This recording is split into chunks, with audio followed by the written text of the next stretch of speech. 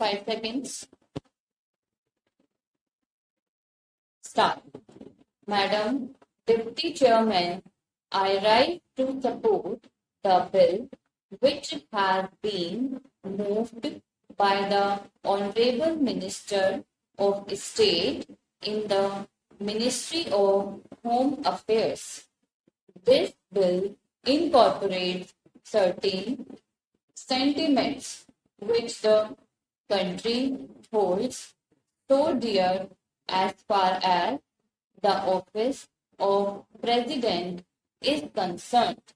and also incorporates the faith of the people in themselves that when they will elect a president, the person who would be occupying the high post would be a person who would have not only the love and affection of the people, but would be, as the Honorable Minister pointed out, a dedicated politician whose whole life is dedicated to the service of the nation before he became the president, during his occupation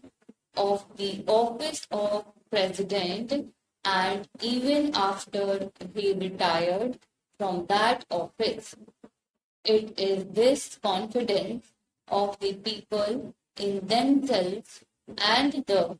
high love and affection which they hold for this office which have resulted in this particular bill being considered by the office at the present moment.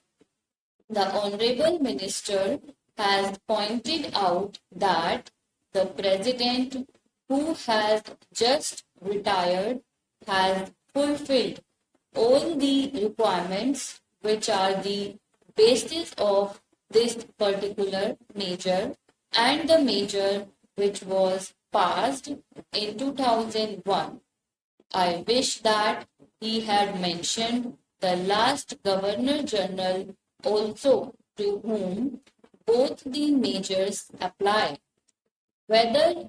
we may agree or may not agree with the last Governor General on some of the political views that he holds, there can be no two opinions that the last Governor General was also an illustrious son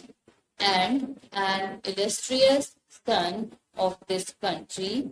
and deserves all the consideration, all the love, and all respect of the country which are being incorporated in the present measure and were incorporated in the 2001 Act. While therefore fully supporting the measure which is now before the House, I would like certain clarifications regarding the rules and going to be made for giving effect to the provisions which have been incorporated in the present bill. In the statement of objects and reasons, we are told that a person holding the high office of president has, even after retirement,